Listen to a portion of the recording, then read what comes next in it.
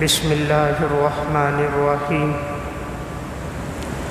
وَلَنَبْلُوَنَّكُمْ بِشَيْءٍ مِّنَ الْخَوْفِ وَالْجُوعِ وَنَقْصٍ مِّنَ الْأَمْوَالِ وَالْأَنفُسِ وَالثَّمَرَاتِ وَبَشِّرِ الصَّابِرِينَ الَّذِينَ إِذَا أَصَابَتْهُمْ مُصِيبَةٌ قَالُوا إِنَّا لِلَّهِ وَإِنَّا إِلَيْهِ رَاجِعُونَ وقال اللہ تبارک وتعالی فی مقام آخر والذین یؤذون المؤمنین والمؤمنات بغیر ما اکتسبوا فقد احتملوا بہتانا وإثما مبینا وقال النبی صلی اللہ علیہ وسلم رحم اللہ رجلا سمحا اذا باع واذا اشترى واذا اقتصى وقال النبي صلى الله عليه وسلم إن الله رفيق يحب الرفق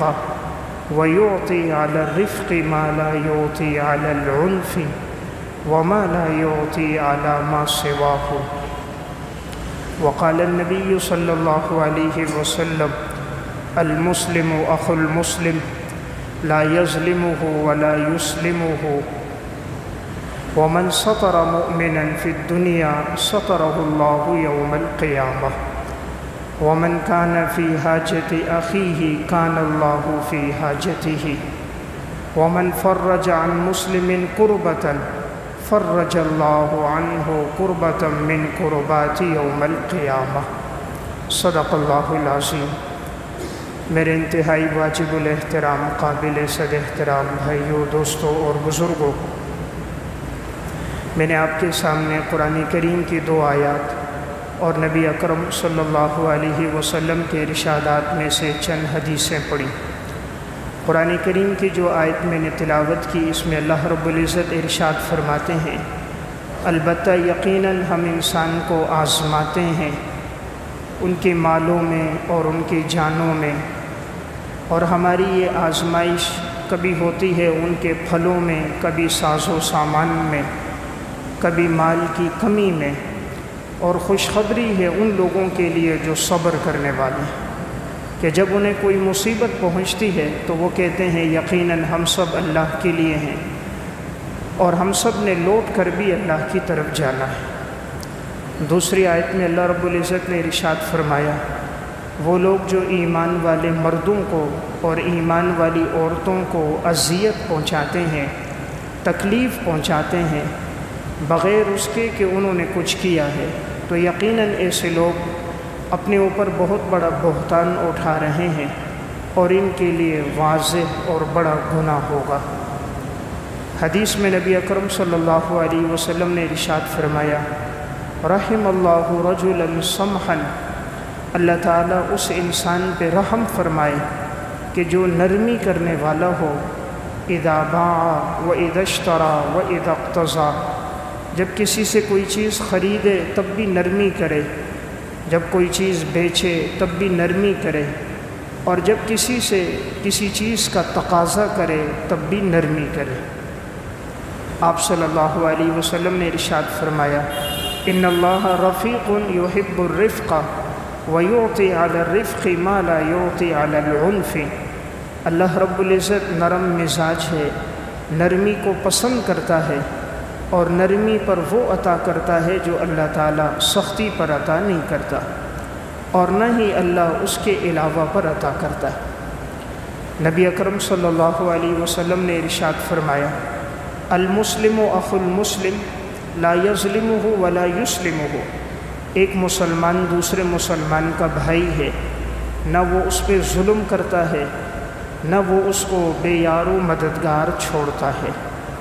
ومن سطر مسلما فی الدنیا سطرہ اللہ یوم القیامہ، جو کسی مسلمان پر دنیا میں پردہ پوشی کرے گا اللہ قیامت کے دن اس کے گناہوں کی پردہ پوشی فرمائے گا۔ آپ صلی اللہ علیہ وسلم نے فرمایا من کان فی حاجت اخیہ کان اللہ فی حاجتہ، جو کسی مسلمان کی ضرورت کو پورا کرے گا اللہ رب العزت اس کی آخرت کی ضرورتوں کو پورا کر دے گا۔ ومن فرج عن مسلم کربۃ، جو کسی مسلمان سے کسی تکلیف کو دور کرے گا، فرج اللہ عنہ قربۃ من قربات یوم القیامہ، اللہ تعالیٰ قیامت کے دن کی بڑی بڑی تکلیفوں کو اس انسان سے دور فرما دے گا۔ تو گویا شریعت کی تعلیمات یہ ہیں کہ ایک انسان دوسرے انسان کے لیے راحت کا ذریعہ بنے، یعنی کوئی کسی کو تکلیف نہ پہنچائے، بلکہ اس کے ذریعے سے اس کے گھر والوں کو، عزیز و اقارب کو، دوستوں کو، رشتہ داروں کو اس سے راحت پہنچے، تکلیف نہ پہنچے۔ اسلام کا مقصد یہ ہے، آپ صلی اللہ علیہ وسلم نے فرمایا کہ مسلمان وہ ہے کہ المسلم من سلم المسلمون من لسانہ و یدہ، کہ جس کی زبان سے اور ہاتھ سے دوسرے مسلمان محفوظ ہوں۔ آپ صلی اللہ علیہ وسلم نے فرمایا المؤمن من امنہ الناس دماؤہم و اموالہم، مومن انسان وہ ہے کہ جس سے لوگ اپنی جانوں اور مالوں کے بارے میں محفوظ ہوں۔ تو گویا ان احادیث سے ہمیں ایک بات کا درس ملتا ہے کہ انسان وہ ہے کہ جو دوسروں کے لیے راحت رسانی کا ذریعہ بنے اور کسی کو تکلیف نہ پہنچائے، لوگوں کو اس کے ذریعے سے راحت پہنچے۔ اب اگر ایک والد ہے، اس کی کوشش ہو کہ اس کی اولاد کو اس سے راحت پہنچے، اپنی اولاد کے جہاں تک ہو سکے حقوق کی ادائیگی کرے، اولاد کے درمیان عدل اور انصاف کرے، تو پھر اولاد کے دلوں میں والد کی محبت ہوتی ہے۔ صحیح بخاری کی روایت ہے، ایک صحابی ہیں نعمان بن بشیر رضی اللہ تعالیٰ عنہ، وہ فرماتے ہیں ایک مرتبہ میرے والد مجھے نبی اکرم صلی اللہ علیہ وسلم کے پاس لے کر آئے اور فرمایا یا رسول اللہ، میں اپنے اس بیٹے کو عطیہ دینا چاہتا ہوں، ہدیہ دینا چاہتا ہوں، آپ کو اس پر گواہ بناتا ہوں۔ آپ صلی اللہ علیہ وسلم نے فرمایا کیا تمہاری اور اولاد بھی ہے؟ فرمایا جی اور اولاد بھی ہے۔ آپ نے فرمایا کیا تم نے ان سب کو یہ ہدیہ اور عطیہ دیا ہے؟ اس نے کہا نہیں، میں نے تو صرف اسی کو دے رہا ہوں، باقی کسی کو نہیں۔ تو آپ نے فرمایا میں ظلم کے معاملے میں گواہ نہیں بنتا۔ یہ تو ظلم ہے کہ تم ایک بیٹے کو دے رہے ہو، گویا دوسروں کو نہیں دے رہے، کوئی وجہ استحقاق بھی نہیں ہے، تو ایسے معاملے پر میں گواہ نہیں بنتا۔ تو عموماً انسان چاہتا ہے اولاد اس کی خدمتگار ہو، تو اگر وہ اولاد کے درمیان عدل اور انصاف کرے گا، سب کو ایک نظر سے دیکھے گا، تو اولاد کے دلوں میں بھی محبت ہوتی ہے۔ بسا اوقات نافرمانی اور بد اخلاقی کا ایک ذریعہ اور سبب یہ ہوتا ہے کہ انسان کسی ایک بچے کو زیادہ نوازتا ہے، دوسروں کی طرف التفات نہیں کرتا، جو بھی اکرام انعام ہدیہ ہو ایک کو دیتا ہے، دوسرے پر ہمیشہ غصہ، تلخ کلامی، سخت لہجے سے پیش آتا ہے، تو اس سے اولاد کے دلوں میں والدین کے لیے محبت ختم ہو جاتی ہے۔ اس لیے میں نے عرض کی انسان راحت کا ذریعہ بنے تو اپنی اولاد کے درمیان میں بھی عدل کرے، تو اولاد کے دلوں میں بھی پھر والدین کی محبت ہوتی ہے۔ بسا اوقات اس کا یہی سبب ہوتا ہے کہ انسان نے عدل نہیں کیا تو بچے دیکھتے ہیں کہ ایک کے لیے تو والد نے اتنا کچھ دیا اور میں بھی اسی کی اولاد ہوں اور مجھے بالکل محروم کر دیا، تو ان کے دل میں والدین کے لیے نفرت کے جذبات ہوتے ہیں۔ اسی طرح اگر ایک شوہر ہے، وہ اپنی بیوی کے لیے راحت کا ذریعہ بنے کہ وہ تھوڑی دیر کے لیے سوچے کہ نکاح کے بول پر اس نے اپنے ماں باپ کو، اپنے رشتہ داروں کو، بہن بھائیوں کو چھوڑا اور وہ میرے گھر میں آئی، اور اب وہ گھر کے سب کام کاج کر رہی ہے، اس کے لیے کپڑے بھی دھو رہی ہے، کھانا بھی پکا رہی ہے، اور اللہ نے اس کو ذریعہ بھی بنایا اس کی اولاد کا، اور اس کے ذریعے اس کی حیا اور پاک دامنی بھی محفوظ ہے، اور یہ اپنے ساس سسر کی خدمت بھی کر رہی ہے، شوہر کے مہمانوں کا اکرام بھی کر رہی ہے، تو تمام چیزوں کی جب ادائیگی ہے تو پھر اس کے بھی حقوق کی رعایت رکھی جائے، اسے بھی راحت پہنچائی جائے کہ 24 گھنٹے میں اس کی ساری زندگی ان کے لیے ہوتی ہے، اپنی زندگی کوئی نہیں۔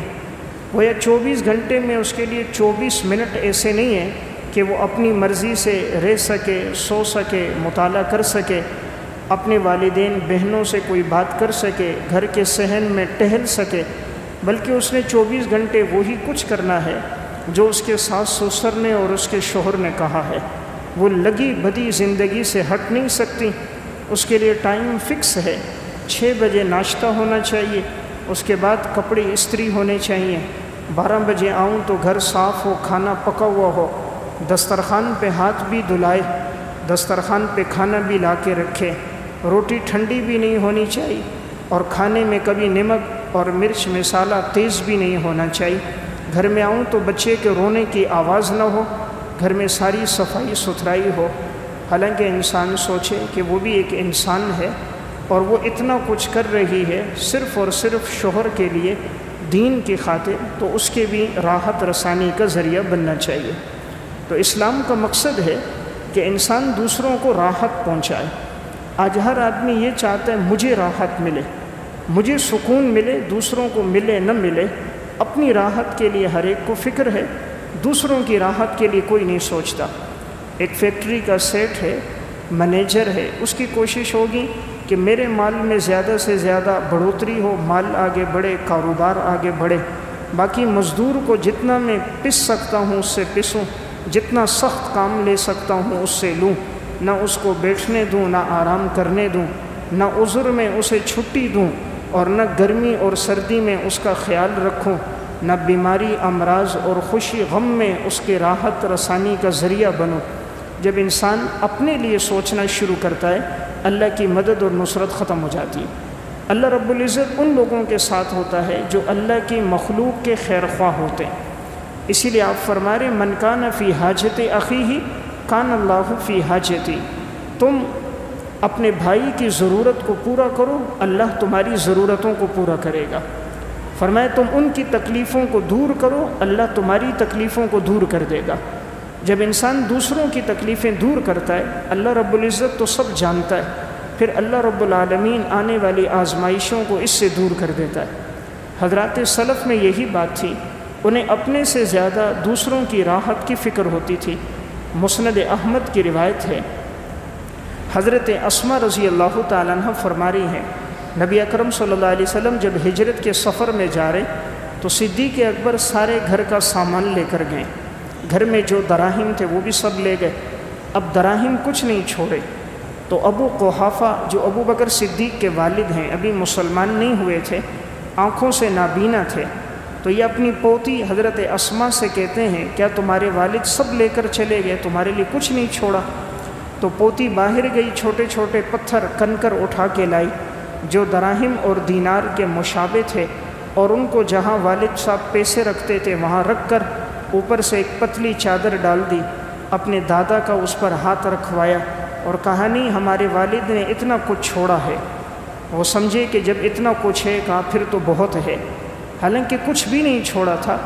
حضرت صدیق اکبر آپ صلی اللہ علیہ وسلم کی راحت کی خاطر کہ ہجرت کے سفر میں کہیں ضرورت پیش آئے گی، سواریوں کی، کھانے پینے کی، کسی بھی جگہ ہو سکتا ہے کوئی ضرورت ہو، تو ابو بکر صدیق اپنے گھر جو موجود ہیں لے کر جا رہے ہیں۔ یہ کیا ہے؟ دوسروں کی راحت کا لحاظ کرنا۔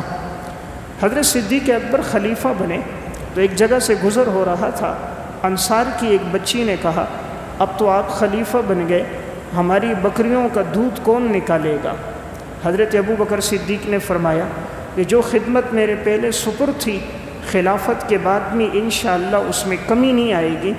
خلیفہ بننے کے باوجود اپنی رعایا کے جو ضرورت مند تھے کہ جن گھروں میں ان کا دودھ نکالنے والا کوئی نہیں تھا، تو صدیق اکبر ان کے جانور کا دودھ بھی نکال رہے ہیں۔ تو میں عرض کر رہا ہوں یہ وہ لوگ تھے جو دوسروں کی راحت کا ذریعہ بنے، اپنے آپ کو اگرچہ مشقت میں ڈالا، اس لیے وہ لوگ چلے گئے، لیکن اللہ نے ان لوگوں کو آج بھی عزتیں عطا فرمائی۔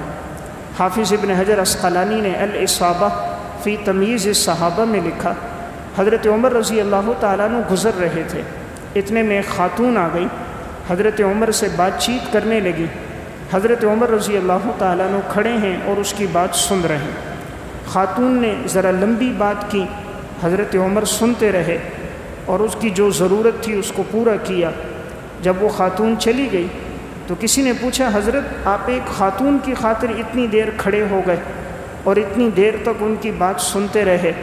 حضرت عمر نے فرمایا میں اس خاتون کی بات کیوں نہ سنوں، یہ وہ ہے جس کی بات اللہ نے 7 آسمانوں پر بھی سنی ہے، جس کی مدح میں اللہ نے سورہ مجادلہ نازل کی تھی، حضرت خولہ بنت ثعلبہ، کہ جب آپ صلی اللہ علیہ وسلم کے پاس آئی تھیں اپنی خاوند کی شکایت کی تھی تو اللہ نے مدح میں قرآن اتارا تھا، فرمایا عمر اس کی بات کیوں نہ سنے جس کی بات اللہ نے عرش پہ بھی سنی ہے۔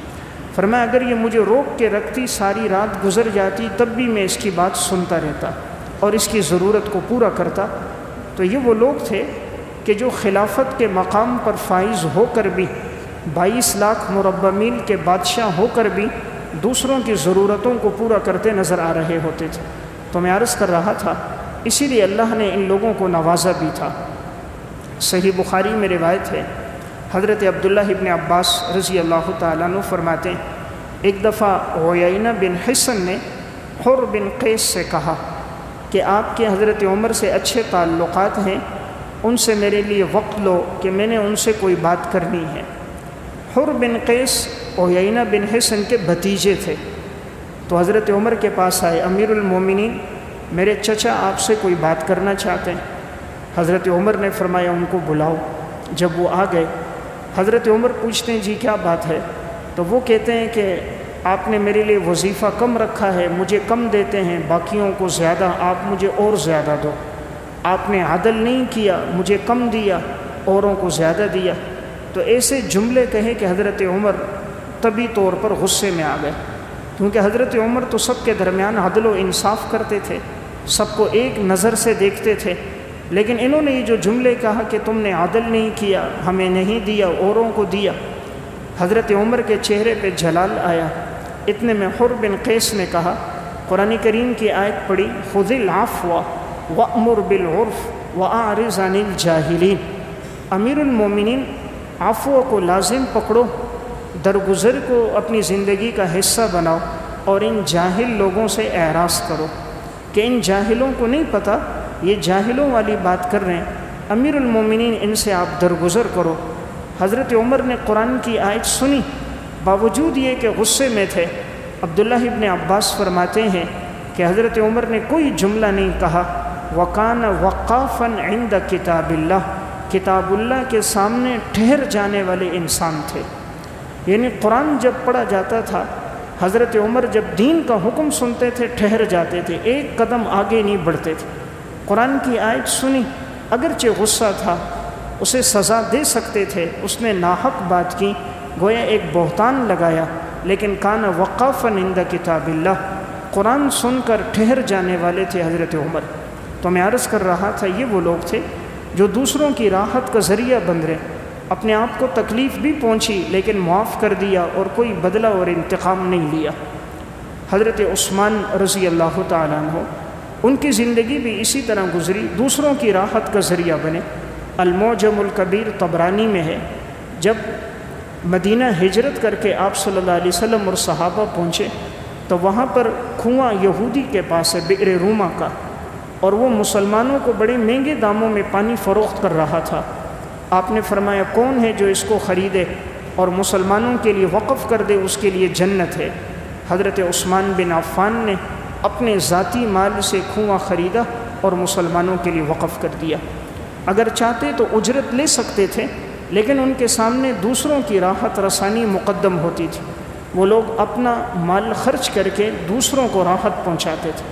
تو میں عرض کر رہا تھا شریعت میں یہی مطلوب ہے کہ وہی انسان کامیاب ہے، اللہ کے ہاں اسی کا مقام و مرتبہ ہے کہ جو دوسروں کا زیادہ خیال رکھے، ان کے راحت پہنچانے کے لیے جو کوشش ہو سکے ممکنہ کرے۔ حضرت علی رضی اللہ تعالیٰ عنہ کی زندگی کیسی تھی؟ امام احمد نے فضائل و احمد بن حنبل میں ذکر کیا، اس میں صحابہ اکرام کے فضائل ہیں، تو اس میں فضائل الخلفاء الراشدین میں واقعہ ہے۔ حضرت علی رضی اللہ تعالیٰ عنہ نے خطبہ دیا، فارغ ہوئے تو ان کے غلام نے آ کر کہا کہ آپ میرے ساتھ بیت المال آئیے، آج بیت المال میں بہت سونا ہے، چاندی ہے، بہت سا مال ہے، آپ دیکھیں گے آپ کی آنکھیں ٹھنڈی ہو جائیں گی۔ اس کا مقصد تھا حضرت علی مال کو دیکھ کر خوش ہوں گے۔ حضرت علی رضی اللہ تعالیٰ عنہ آئے، فرمائے جتنے رعایا کے لوگ ہیں ان کو بلاؤ، جتنے مستحق لوگ تھے سب کو بلایا، سونے اور چاندی کو خطاب کر کے کہا، اے سونے اور چاندی تم مجھے دھوکے میں نہیں ڈال سکتے، اے سفید اور زرد چیز تمہاری وجہ سے میں دھوکے میں نہیں آ سکتا۔ سب لیا، ضرورت مندوں کے درمیان تقسیم کر دیا، بیت المال میں جھاڑو دے کر بالکل صاف کر دیا، وہاں پانی چھڑکا، 2 رکعت نماز پڑھی، یا اللہ تیرا شکر ہے تو نے مجھے توفیق عطا فرمائی کہ میں نے تیرے دیے ہوئے مال کو تیرے راستے میں خرچ کر دیا۔ آج کا غلام اور خادم ہو اور وہ کہے حضرت ہم نے آپ کے لیے اتنا مال جمع کر دیا، تو ہم خوش ہو کر اس کی تنخواہ میں اضافہ کر دیں گے، اس کے عہدے کو بڑھا دیں گے، اس کو اپنے اور قریب کر دیں گے۔ لیکن یہ وہ لوگ تھے جن کی نگاہیں آخرت پر تھیں، فرمائے یہ مال اس مصرف میں خرچ ہو جائے یہ میرے لیے بہتر ہے۔ تاریخ مدینہ دمشق میں واقع حضرت علی رضی اللہ تعالیٰ عنہ گھر میں تھے، آپ کے غلام قنبر آئے، آ کر حضرت علی سے فرمانے لگے کہ میں نے اتنا کچھ جمع کیا ہے کہ آپ کے بچوں کے لیے، گھر والوں کے لیے بہت ہوگا۔ فرمایا کہاں ہیں؟ وہ لے کر گئے اور ایک کمرے کا دروازہ کھولا، اندر چاندی کے برتن، سونے کے برتن، دراہم، دینار، ساز و سامان سب پہ چادر ڈالی ہوئی تھی، ہٹائی۔ حضرت علی سے فرما رہے حضرت یہ سب کچھ ہے، آپ کے بچوں کے لیے، آپ کے لیے بہت سا سامان جمع ہو گیا۔ فرمایا کیا تم چاہتے ہو علی کے گھر میں آگ داخل ہو جائے، جہنم کی آگ ہمیں جلا دے کہ تم دوسروں کی چیز ہمارے گھر میں لے کر آئے؟ اس پر ہمارا کوئی استحقاق نہیں۔ حضرت علی نے وہ ساری چیزیں نکلوائیں، بیت المال میں لے کر آئے، جتنے ضرورت مند تھے ان کو بلایا، سب کے درمیان میں تقسیم کر دیا۔ فرمایا تم میرے گھر میں آگ کو داخل کر رہے ہو؟ تو یہ وہ لوگ تھے جن کے سامنے آخرت کی زندگی تھی، انہوں نے دنیا کی زندگی کو گزار کے دوسروں کی راحت کا ذریعہ بنے۔ آج وہ چلے گئے لیکن ان کی عزت و منقبت، ان کا مقام و مرتبہ آج بھی باقی ہے۔ امام غزالی رحمۃ اللہ علیہ نے احیاء علوم الدین میں لکھا، حضرت عبداللہ بن عباس رضی اللہ تعالیٰ عنہ کے پاس ایک شخص آئے، چند لوگوں نے آ کر عرض کیا کہ حضرت ایک شخص سے بڑا دیندار ہے، نیک صالح متقی انسان ہے، اس کی بیٹی کی شادی ہے لیکن اس کے پاس اس کے لیے خرچہ نہیں ہے۔ حضرت عبداللہ ابن عباس گھر گئے، اپنی پیٹی کھولی اور تھیلیاں نکالی، اس میں دراہم ڈالے، 6 تھیلیوں میں دراہم ڈال کر دیے۔ پھر فرمائے یہ مناسب نہیں کہ اس دنیا کی وجہ سے اس کی عبادت میں کمی آ جائے، ایسا کرتے ہیں میں اور آپ سب جاتے ہیں، ان کی ضرورت کا جتنا سامان ہے بچی کا وہ خرید کر دے دیتے ہیں، جو باقی نقد بچے گا وہ اس کے والد کو دے دیں گے، کہیں ایسا نہ ہو ہم دیں اور وہ ان کے لیے سامان خریدیں، اس کی عبادت میں کمی آ جائے، بہتر ہے ہم اس کو اتنی تکلیف بھی نہ دیں۔ تو خود سے گئے، جو ضرورت کا سامان تھا وہ خریدا، باقی جو دراہم تھے وہ سامان میں رکھ کر اس شخص کو ہدیے میں دے دیے کہ یہ اپنی بیٹی کی ضرورت میں خرچ کر دینا۔ تو میں عرض کر رہا تھا یہ وہ لوگ تھے جن کی زندگیوں میں ہمیں ایک وصف نظر آتا ہے کہ ان کے سامنے دوسروں کی راحت تھی ہر موقع پر، اس لیے اللہ تعالیٰ نے ان لوگوں کو نوازا، عزتیں عطا فرما دی، انہوں نے کبھی اپنے لیے نہیں دوسروں کے لیے سوچا تھا۔ امام ابن ابی الدنیا رحمۃ اللہ علیہ کی ایک کتاب ہے مکارم الاخلاق، اس میں انہوں نے ایک واقعہ لکھا۔ ایک شخص کہتا ہے میں اپنے ساتھ بہت سے اونٹ لے کر آیا اور میں نے سوچا کہ مدینہ میں اگر کوئی ملیں گے صاحب وسعت لوگ، ان سے کہوں گا مجھے اونٹوں پہ غلہ کھجوریں لاد کے دے دو کہ ہمارے علاقے میں قحط سالی ہے، لوگوں کے پاس کھانے کے لیے کچھ نہیں، اونٹوں کو لے کر آ گئے۔ عمر بن عثمان کے پاس گئے، کہا ہمارے علاقے میں قحط سالی ہے، ضرورت ہے اگر اللہ نے آپ کو وسعت دی ہو دے دیں۔ تو وہ گئے اور 2 اونٹوں پر کھجوریں، گندم، ضرورت کا جو سامان تھا 2 اونٹوں پہ لاد کر ان کو دے دیا۔ اب ان کے پاس باقی سارے اونٹ باقی ہیں، کسی سے پوچھنے لگے کس کے پاس جاؤں؟ انہوں نے کہا حضرت حسین رضی اللہ تعالیٰ عنہ اس وقت فلاں باغ میں ہوتے ہیں اپنے غلاموں کے ساتھ، ان سے جا کر کہو تو وہ انشاءاللہ خوب آپ کو دیں گے۔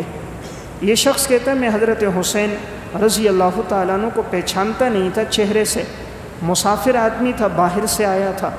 کہتے میں باغ میں گیا تو میں نے دیکھا ایک آدمی نے دسترخوان بچھایا اور اپنے غلام کے ساتھ ایک دسترخوان پہ روٹی کھا رہا ہے، اور ایک ہی پلیٹ میں روٹی ہے، شوربہ ہے، جہاں سے غلام کھا رہا ہے وہیں سے وہ بھی کھا رہا ہے، جس برتن میں غلام پانی پی رہے اسی پہ وہ بھی پانی پی رہا ہے، جو خود کھاتا ہے وہ غلام کو بھی کھلاتا ہے۔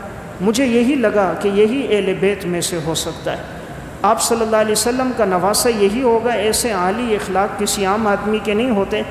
آج تو انسان کے پاس تھوڑی سی دولت آ جائے اس کا رویہ بدل جاتا ہے، نوکروں سے بات کرنے کا، غلاموں خادموں سے بات کرنے کا اسٹائل بدل جاتا ہے، گفتگو بدل جاتی ہے۔ پھر وہ غریب کے ساتھ کھانا نہیں کھاتا کہ اس میں جراثیم ہے، وہ غریب کے گلاس میں پانی نہیں پیتا کہ اس میں جراثیم ہے، صرف بات کیا ہے، اس کے پاس دولت ہے، باقی کچھ نہیں۔ لیکن یہ وہ لوگ تھے جن کے پاس دولت آتی تھی، ان میں تواضع آتی تھی، اللہ دیتا تھا، رب کے نام پہ خرچ کرتے تھے۔ وہ شخص کہتا ہے جب وہ کھانے سے فارغ ہوئے تو انہوں نے جا کر ہاتھ دھوئے اور پانی پیا، غلام کو پانی پلایا۔ میں نے ان کو بتایا کہ میں اس طرح مسافر ہوں، فلاں جگہ سے آیا ہوں، ہمارے علاقے میں قحط سالی ہے، کھانے کے لیے کچھ نہیں، اگر اللہ نے آپ کو دیا ہو تو آپ ہمیں بھی دیں۔ حضرت حسین نے اس شخص سے کہا فلاں جگہ کی طرف جاؤ، سامنے وہاں ہماری کھجوریں پڑی ہیں خشک ہونے کے لیے، تم جاؤ، جتنی تمہیں چاہیے ہیں اپنے اونٹوں پہ لاد لو۔ اس شخص کے پاس اونٹ تھے 20 سے زائد، کہتا ہے میں سب اونٹوں کو لے کر گیا، پورے صحرا میں جو کھجوریں پڑی تھیں خشک ہو کر، تو میں نے سب وہ لیتا گیا، اونٹوں پہ لادتا گیا، اتنی لادی جتنا اونٹ اٹھا سکتا تھا، خوب میں نے لاد کر لائی۔ اور جب میں آیا حضرت حسین کے پاس، انہوں نے دیکھا، مسکرا گئے، فرمایا اور ضرورت ہے؟ میں نے کہا نہیں، آپ نے اتنا دیا ہے کہ پورے علاقے کے لیے کافی ہے۔ وہ شخص اس وقت کہتا تھا میں نے دنیا میں اس جیسا سخی انسان نہیں دیکھا، تعارف کوئی نہیں ہے، لیکن اس کے باوجود یہ مجھے اتنا نواز رہے ہیں، اتنا مجھے دے رہے ہیں۔ تو اس کی بنیادی وجہ کیا تھی؟ صرف اور صرف یہ وجہ تھی کہ انہوں نے اللہ کے نام پر مجھ سے مانگا تھا۔ تو میں ایک بات عرض کر رہا تھا، یہ وہ لوگ تھے جن کے سامنے دوسروں کی خواہش ہوتی تھی، جو دوسروں کی ضرورتوں کو پورا کرتے تھے، تو رب العالمین بھی ایسے لوگوں کو نواز رہا ہوتا تھا۔ ایک واقعہ امام ابن ابی الدنیا رحمۃ اللہ علیہ نے اپنی اسی کتاب میں ذکر کیا۔ حضرت عبداللہ بن جعفر بن طیار بہت سخی انسان تھے، بڑے نیک آدمی تھے۔ ایک دفعہ راستے سے گزر رہے تھے، ان کے پاس انار تھا جو سونے کا تھا، سونے کے برابر تھا۔ ایک شخص آیا اور آ کر کہنے لگا تم اس کی اولاد میں سے ہو کہ جو جعفر بن طیار ہے، یعنی وہ جو جنت میں اڑنے والے ہیں۔ ان کے دونوں ہاتھ کٹ گئے تھے، تو آپ علیہ السلام نے فرمایا تھا اللہ نے ان کو جنت کے پر عطا فرمائے ہیں اور اس کے ذریعے سے وہ وہاں جنت میں اڑ رہے ہیں، یہ ان کے بیٹے ہیں عبداللہ۔ تو یہ شخص کہنے لگا میں ضرورت مند ہوں، اللہ نے آپ کو دیا ہے، مجھے دیجیے۔ انہوں نے وہی انار نکالا جو سونے کے برابر تھا، وہ نکال کر اس کو دے دیا، کہ جس کی قیمت 30 مسقال سونا بنتی تھی، اس کو دیا۔ اس نے کہا حضرت یہ تو بہت زیادہ ہے۔ فرمایا اپنی ضرورت میں بھی خرچ کرو، آپ کے ارد گرد جتنے مستحقین ہیں ان میں بھی خرچ کر دو۔ یعنی اندازہ کیجئے کہ یہ وہ لوگ تھے۔ آج میں اور آپ کسی کو 5-10 روپے دے کر بھی بہت بڑا احسان سمجھتے ہیں کہ ہم نے فقیر کو 10 روپے دیے، خدا کے نام پر 20 روپے دیے۔ یہ وہ لوگ ہیں جو سب سے قیمتی چیز سونا، اور وہ بھی 1-2 تولے نہیں، انار کے برابر سونا، وہ بھی کسی رشتہ دار کو نہیں، جاننے والے کو نہیں، ایک ضرورت مند کو جس سے تعارف ہی کوئی نہیں، اتنا دے دیا کہ اس کی نسلوں کے لیے کافی ہو گیا۔ اس لیے اللہ بھی ایسے لوگوں کو اسی طرح دیتا تھا جو رب کے نام پر بھی اسی طرح دیتے تھے۔ تو میں ایک بات عرض کر رہا تھا، آپ علیہ السلام فرما رہے من کان فی حاجت اخیہ کان اللہ فی حاجتہ، تم دوسروں کی ضرورتوں کو پورا کرنا، اللہ تمہاری ضرورتوں کو پورا کرے گا۔ جب انسان زندگی کا مقصد دوسروں کی راحت بنا لے، اللہ اس کی ضرورتوں کو اپنے غیب کے خزانے سے پورا کر دیتا ہے۔ ایک صحابی ہیں طلحہ بن عبید اللہ رضی اللہ تعالیٰ عنہ، ان کا واقعہ الترغیب والترہیب میں ہے۔ ایک دفعہ گھر آئے، گھر والی نے دیکھا پریشان ہے، فرمایا کیوں پریشان ہو، کیا ہماری وجہ سے کوئی تکلیف پہنچی ہے؟ کہا نہیں، تم تو نیک خاتون ہو۔ تو کہا کیوں پریشان ہو؟ کہا میں نے دیکھا آج حساب کیا، میرے دراہم میں 4 لاکھ دراہم موجود ہیں، تو میرے خزانے میں اتنا نفع ہوا ہے، میں سوچ رہا ہوں ان 4 لاکھ دراہم کا کیا کروں۔ اس نے کہا اس میں پریشان ہونے کی کون سی بات، باہر نکلو، جتنے مستحق یتیم بیوہ لوگ ہیں ان کو بلاؤ اور ان میں خرچ کر دو، یہ اللہ نے تمہیں دیا ہے، تم رب کے نام پہ دے دو، اللہ تمہیں ڈبل واپس کرے گا۔ وہ فوراً گئے، باہر نکلے، جو ضرورت مند نظر آئے خرچ کرتے گئے، 4 لاکھ درہم خرچ کر دیے۔ دیکھیں آج ہماری بیوی یا ہماری بہن یا والدہ ہوتی، اسے ہم کہتے 4 لاکھ روپے ملے، وہ کہتے بینک میں اکاؤنٹ کھولو اور اس میں رکھو، اس سے کچھ نہ کوئی نفع آتا رہے گا، بچوں کے لیے کرو، آگے تکافل شروع کر دو، انشورنس کر دو، کاروبار کھول دو، اس سے پیسہ آئے گا۔ ہم نے مادے کو اصل سمجھا، انہوں نے آخرت کو اصل سمجھا۔ ہماری نظر دنیا پہ ہوتی تھی، ان کی نظر آخرت پہ ہوتی تھی، اس لیے اللہ ان کے گمان کے مطابق ان سے معاملہ کرتا تھا۔ جیسے وہ اپنے رب سے امید رکھتے تھے، رب العالمین کی عطائیں بھی اسی طرح ہوتی تھی۔ حافظ ابن کثیر نے تفسیر ابن کثیر میں اور علامہ ابن جریر طبری نے تفسیر طبری میں ایک واقعہ لکھا۔ دو آدمی آپس میں شریک تھے، اب یہ دونوں آپس میں نزاع ہوا، الگ الگ ہو گئے، مال تقسیم ہوا تو ہر ایک کو 4,000 اشرفیاں دینار ملی، ایک کے حصے میں بھی 4,000، دوسرے کے حصے میں بھی 4,000۔ اب ایک کا ذہن تھا دنیا کا، دولت کا، پیسے کا، تو اس نے اپنے اس دوست کو بلایا، 1,000 اشرفیاں لگا کر اپنے لیے خوبصورت گھر اور محل بنایا۔ جس دن اس کی افتتاح تھی اپنے دوست کو بلایا کہ تو بے وقوف ہے، تو مال کہاں لگا رہے، دیکھ میں نے یہ اپنے لیے محل خریدا، 1,000 دینار لگائے، لوگوں کو دعوت کی، اس نے بلایا۔ یہ شخص دوسرا ساتھی وہاں سے گیا، اس نے چھپکے سے اپنے مال سے 1,000 دینار نکالے، اللہ کے نام پہ خرچ کیے، مساجد، مدارس، غریب مستحقین کو دیا اور دعا کی کہ یا اللہ میرے ساتھی نے 1,000 دینار دنیا پہ لگائے لوگوں کو دکھانے کے لیے، یا اللہ میں چاہ رہا ہوں یہ دینار تیرے راستے میں ہو تو اس سے بہتر مجھے جنت میں محل عطا فرما۔ تھوڑا وقت گزرا، کچھ دنوں کے بعد پھر ساتھی نے اس کو بلایا، کہا میں نے 1,000 دینار لگائیں، شادی کی ہے تو ولیمے میں بلایا، مختلف قسم کے کھانے پکائے، سب کو دعوت دی، پورا علاقہ آیا، سب نے تعریف کی کہ کیا کھانے پکے۔ یہ وہاں سے دعوت سے واپس گیا، اپنے مال سے 1,000 دینار نکالے، اللہ کے نام پہ خرچ کیے، یا اللہ میں چاہتا ہوں میرا نکاح حور کے ساتھ ہو، اور جو اس نے دنیا پہ لگایا میں آخرت کا اجر و ثواب چاہتا ہوں۔ چند مہینے گزرے، اس کے بعد 2,000 دینار بچے تھے، اس نے اس کے 2 باغ خریدے، خوبصورت باغات تھے، لوگوں کو بلایا، تفریح کے لیے آتے تھے۔ یہ باہر نکلا، گھر گیا، 2,000 دینار اپنے مال سے لیے، اللہ کے نام پہ خرچ کیے، یا اللہ میں آخرت کے باغات چاہتا ہوں۔ اب اس نے 4,000 دنیا پہ لگائے، اس نے 4,000 آخرت پہ لگائے، دونوں کا انتقال ہوا۔ انتقال کے بعد کسی نے دیکھا جس شخص نے آخرت پہ لگائے تو اللہ نے خوبصورت جنت میں نہایت پرسکون محل عطا فرمایا، نہایت حسین اور جمیل حور اس کے ساتھ بیٹھی ہے ایک تخت کے اوپر، اور بڑے خوبصورت باغات سامنے موجود ہیں۔ اور جو دوسرا جس نے دنیا پہ لگایا، اس کو دیکھا تو وہ جہنم کی آگ میں جل رہا تھا۔ پوچھا گیا یہ کیوں؟ کہا اس نے دنیا پہ لگایا لوگوں کو دکھانے کے لیے، ریاکاری اور فخر کرنے کے لیے، اللہ نے اس کو یہ سزا دی۔ میں نے آخرت پہ لگایا، اللہ نے اس سے بہتر مجھے محل بھی دیا، اس سے بہتر خوبصورت عورت بھی دی، اس سے بہتر باغات بھی دیے۔ تو میں عرض کر رہا تھا اللہ بندے کے گمان کے مطابق معاملہ کر رہا ہوتا ہے، اس لیے جب کوئی دوسروں کی ضرورتوں کو پورا کرنا اپنی زندگی کا مقصد بنا لے، راحت کا، رب العالمین پھر اس کی ضرورتوں کو بھی اپنے خزانے غیب سے پورا کرنا شروع کر دیتے ہیں۔ تو سلف میں ایسے کئی لوگ گزرے کہ جن کی زندگیاں اسی پر گزری ہیں۔ اردو کی ایک کتاب یادگار واقعات، اس میں انہوں نے ایک واقعہ لکھا۔ ہندوستان میں ایک شہر ہے مظفر نگر، اسی میں ایک نواب تھے، اس کا نام بھی تھا نواب مظفر علی خان۔ اس کو اللہ نے بہت دولت دی تھی۔ نواب مظفر علی خان نے بڑا خوبصورت اپنے لیے ایک محل بنایا، جتنی رقم خرچ ہو سکتی تھی اس نے خرچ کی، اور ایسا خوبصورت وہ بنا پورے علاقے میں اس کا ثانی اور مثل کوئی نہیں تھا۔ اب اس کے افتتاح کے دن قریب آ رہے تھے، غلام آئے، اندر صفائی وغیرہ نوکروں نے شروع کر دی، رنگ رنگ قسم کی قالینیں بچھا دی گئیں، پردے لٹکا دیے گئے، نرم و نازک گدے رکھ دیے گئے، جتنی گویا کے سامان ہو سکتا تھا ایک تعیش کا، وہ ساری چیزیں اس محل میں موجود تھیں۔ اسی علاقے میں ایک شخص تھا، اس کی بیٹی کی شادی تھی، وہ بڑا غریب اور تنگ دست تھا۔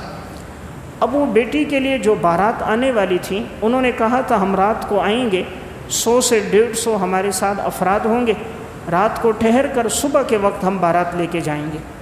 اب یہ غریب شخص سوچنے لگا کہ اتنے سارے مہمان آئیں گے، رات ٹھہریں گے تو میں کہاں ٹھہراؤں؟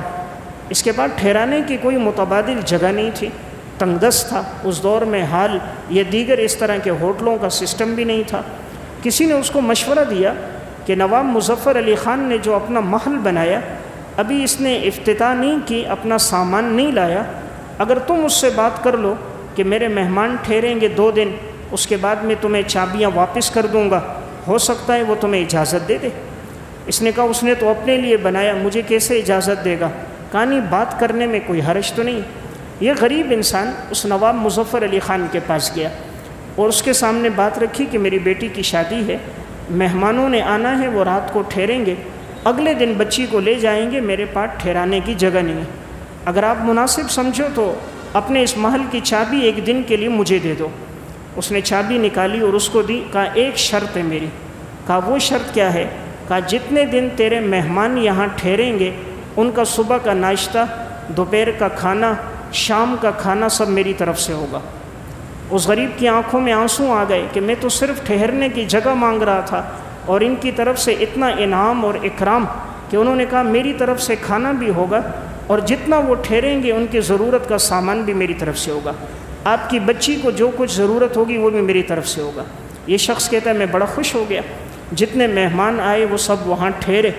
اب وہ محل جو اس نے اپنی ذات کے لیے بنایا تھا، مہمانوں کو ٹھہرایا، 2 دن ان کو ہر قسم کا کھانا کھلایا۔ جب وہ جانے لگے تو سب کو ایک ایک سوٹ بھی دیا، سب کو نقدی رقم بھی دی، تو سارے بڑے خوش ہو کر وہاں سے نکلے۔ مہمان جب چلے گئے، اب اس غریب نے گھر کی صفائی کر کے چابیاں واپس لا کر اس نواب مظفر خان کو دینے لگا کہ آپ کا بہت احسان ہے، میں آپ کے احسان کا بدلہ نہیں دے سکتا، آپ نے میرے اوپر اتنا احسان کیا۔ اس نے کہا یہ چابی آپ اپنی بچی اور اپنی بیٹی کو دو، آپ کی بیٹی میری بیٹی ہے۔ جب آپ نے مجھ سے یہ کہا تھا کہ میری بیٹی کے مہمان آ رہے اور ان کے ٹھہرانے کی جگہ نہیں ہے، میں نے اس وقت دل میں نیت کر دی تھی کہ یہ محل میں تیری بیٹی کو دوں گا، تو اس وقت میں نے ارادہ کر دیا تھا یہ چابی لے جاؤ اور اپنی بیٹی کو دے دو۔ تو وہ سوچنے لگا کہ جو اس نے اپنی ذات کے لیے بنایا، لاکھوں روپے اس پہ خرچ کر دیے، ایک دن اس میں نہیں ٹھہرا۔ بیٹی کہا غریب کی ہو امیر کی ہو، بیٹی بیٹی ہوتی ہے۔ جب تم نے یہ بات کہی تو میرے دل پہ لگی کہ اس کے پاس جگہ نہیں ہے، جاؤ یہ چابیاں اپنی بیٹی کو دے دو۔ اس نے یہ خرچ کیا، اللہ نے نواب کو اس سے کئی گنا زیادہ دنیا میں بہتر عطا فرما دیا۔ تو میں عرض کر رہا ہوں ایسے لوگ بھی دنیا میں موجود ہیں کہ جن کے سامنے دوسروں کی راحت رسانی ہوتی ہے، پھر اللہ ایسے لوگوں کو ان کے گمان کے مطابق بہترین عطا فرما دیتا ہے۔ اردو کی کتاب قبولیت دعاؤں کے سنہرے واقعات، اس میں انہوں نے ایک واقعہ لکھا، ایک شخص کا انتقال ہوا، اس کی 2 بیویاں تھیں، تو ایک بیوی کے بچے بالکل جوان تھے، دوسری شادی آخر میں کی تو بچے اس کے چھوٹے چھوٹے تھے، 3 سال 4 سال 6 سال کے۔ اب جب اس کا انتقال ہو گیا تو دونوں بیویاں جو تھیں ان کے آپس میں بنی نہیں، اور پہلی بیوی کے بچوں نے کہا ہم سب مکان بیچ کر اس سارا سامان ہم اپنے پاس رکھیں گے، اور اس دوسری بیوی اور بچوں کو نکال دیا۔ اب ان کا پرسان حال کوئی نہیں تھا، پوچھنے والا کوئی نہیں تھا۔ دوسری بیوی کے والد کا انتقال ہو گیا، بھائی کوئی جوان نہیں تھا، وہ سارے دولت والے، عہدوں والے، طاقتور، اور یہ غریب اور تنگ دست۔ اب انہوں نے نکال کر جو دوسرا گھر تھا اس میں ایک کمرے میں اس کو ٹھہرایا ہوا ہے اور اس مکان کا سودا کر رہے ہیں۔ کویت کا ایک شخص تھا، وہ چاہتا تھا مجھے بہترین خوبصورت کوئی محل ملے اور بالکل روڈ کے کنارے ہو، جتنی قیمت ہو میں دوں گا۔ تو اس نے اسٹیٹ ایجنسی والوں کو بتایا، انہوں نے بتایا ایک مکان آیا بڑا خوبصورت ہے، بکنے کے لیے آیا ہے، ایک شخص کا انتقال ہوا ہے، اس کی پہلی بیوی اور بچے بیچنا چاہ رہے ہیں۔ اس نے کہا مجھے دکھاؤ، لے کر گئے، دیکھا تو واقعی بڑا خوبصورت عالیشان بنا تھا، لیکن جب اوپر ایک کمرے میں گئے تو وہی دوسری اس کی بیوی اور یہ چھوٹے بچے وہاں تھے۔ انہوں نے دیکھا تو اس بیوی کی آنکھوں میں آنسو تھے، بچے رو رہے تھے۔ اس نے پوچھا یہ کیوں رو رہے ہیں اور یہ کون لوگ ہیں؟ اسٹیٹ ایجنسی والے نے بتایا کہ یہ اس کی دوسری بیوی ہے اور اس کے یہ چھوٹے بچے ہیں۔ تو پہلی بیوی کے بچے اس مکان کو بیچ رہے ہیں اور وہ اس کو اپنے اس میں لائیں گے، اور ان کا کوئی پرسان حال نہیں، تو ان کے پاس سر چھپانے کی جگہ نہیں ہے، اس وجہ سے یہ گھر والی اور بچے رو رہے ہیں۔ اس شخص نے جب یہ بات سنی، یہ باہر آیا اور کہا پہلی بیوی کے بچوں کو بلاؤ، کیا قیمت ہے اس کی؟ بلایا اور اکیلے میں بیٹھے، جو قیمت انہوں نے لگائی اس نے وہ پوری قیمت ان کو دے دی۔ دینے کے بعد ان سے مکان کی فائل لے لی، فائل لی اور لے کر آیا اور اوپر چڑھا، اور یہ جو اس کی دوسری گھر والی اور یتیم بچے تھے ان کو وہ مکان کی فائل تھمائی، اور تھما کر اس عورت سے کہا کہ یہ فائل آپ لو، آج کے بعد اس مکان کی مالکہ آپ ہو، آپ کے ساتھ کوئی شریک نہیں، میں نے اس کی پوری قیمت اس پہلی بیوی کے بچوں کو ادا کر دی ہے۔ اس عورت کو یقین نہیں آ رہا تھا کہ یہ شخص نہ مجھ سے کوئی تعارف، نہ اس کا اور میرا خاندان ایک، نہ قبیلہ ایک، نہ برادری ایک، نہ زبان ایک، لیکن اس نے مجھے ایک دفعہ دیکھا اور اتنی بڑی قربانی، اتنی بڑی رقم ادا کر دی۔ تو وہ بیوہ عورت دعا کرتی تھی، یا اللہ اس کو اتنا نواز، اتنا عطا فرما کہ اس کی نسلوں کو تو نواز دے۔ اللہ نے پھر ایسا نوازا، ایسا کویت کے اس شخص کو اللہ نے اتنا دیا کہ 7 نہیں 14 نسلوں تک سب مالدار گزرے، اور پورے کویت میں پھر کوئی ان سے زیادہ مالدار نہیں ہوتا تھا۔ تو جو کام صرف انسان اللہ کی رضا کے لیے کرتا ہے، اللہ بہترین بدلہ عطا فرمائے۔ اللہ تو بڑا قدردان ہے، سونے اور چاندی کا خالق تو اللہ ہے، وہ بندے کی نیت اور ارادے کو دیکھتا ہے کہ اگر اس کے سامنے خلق خدا کی راحت رسانی اور نفع ہو، اللہ کی رضا مقصود ہو، پھر اللہ وہ کچھ عطا فرما دیتا ہے جس کا بندہ تصور بھی نہیں کر سکتا۔ اللہ نے ہر انسان کے دل میں تو ایمان کا جذبہ رکھا ہے، اور یہ ایمانی جذبہ جب کسی کو آدمی پریشانی میں دیکھتا ہے تو ابھر جاتا ہے، اور اللہ اس ایمانی روشنی کو ایک جھلک عطا فرما دیتا ہے۔ یادگار واقعات میں ایک واقعہ ہے کہ لاہور کے اندر گلبرگ ٹاؤن کے اندر ایک مارکیٹ تھی، وہاں ایک چھوٹی سی مسجد تھی، مسجد کے قریب میں دکانیں تھیں، وہاں نماز پڑھتے تھے، نمازیوں کی کثرت ہو گئی۔ قریب میں جو دکانیں تھیں 3 دکانیں وہ ایک عورت کی تھیں، لیکن اس کی زندگی دین سے ذرا دوری میں گزر رہی تھی۔ تو اب یہ تاجر سوچنے لگے یہ جگہ ہم خرید لیں تاکہ اس کو مسجد کے ساتھ شامل کریں، نمازی زیادہ ہے، جگہ تنگ ہے، لیکن سوچتے تھے وہ عورت تو نہیں بیچے گی، دین سے دوری ہے۔ یہ لوگ اس کے پاس گئے، کہا یہ جگہ آپ فروخت کر دیں، ہم مسجد میں شامل کر دیں۔ اس نے پہلے کہا نہیں، اس سے تو مجھے کرایہ آ رہا ہے، یہ میری دکان ہے، میرا خرچہ چل رہا ہے، میں یہ نہیں دے سکتی۔ چند مہینے گزرے، نمازیوں کی تعداد زیادہ تھی، پھر یہ گئے۔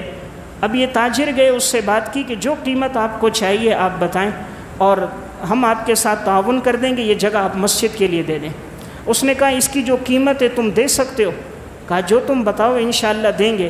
ایک تاجر نے اپنے جیب سے اور اپنی چیک بک نکالی اور چیک بک پہ سین کیا اور اوپر تاریخ لکھ دی، اور وہ اس کے سامنے رکھی عورت کے، اور قلم رکھا، کہا جتنے کا چیک لکھو گی اتنا تمہارا ہے، جگہ صرف مسجد میں دے دو۔ میں نے سائن کر دیا، تاریخ لکھ دی ہے، جتنا تم نے قیمت لگانی ہے ان جگہ کی قیمت لگا لو، اور یہ چیک کی رسید پھاڑ کے لے جاؤ اور وہ اپنے اکاؤنٹ میں جمع کر دو، یہ جگہ مسجد کے لیے دے دو۔ اللہ نے ایمان تو ہر ایک کے دل میں رکھا ہوتا ہے، لیکن اس ایمان کو کبھی چنگاری لگنے کی دیر ہوتی ہے۔ اس نے دیکھا کہ واقعی سچے لوگ ہیں، صدق دل سے آئے، اور واقعی مسجد کی ضرورت بھی ہے، نمازیوں کی کثرت ہے۔ اس نے چیک بک واپس کر دی، عورت اندر گئی اور دکانوں کی فائل لا کر دے دی کہ آج کے بعد یہ جگہ مسجد کے اندر شامل ہے۔ اللہ نے پھر ایسا عطا فرمایا، اس کے لیے ایسا غیبی اللہ نے ذریعہ بنا دیا۔ اس جگہ کی قیمت بنتی تھی 30 لاکھ، اللہ نے غیبی اس کو 3 کروڑ روپے عطا فرما دی۔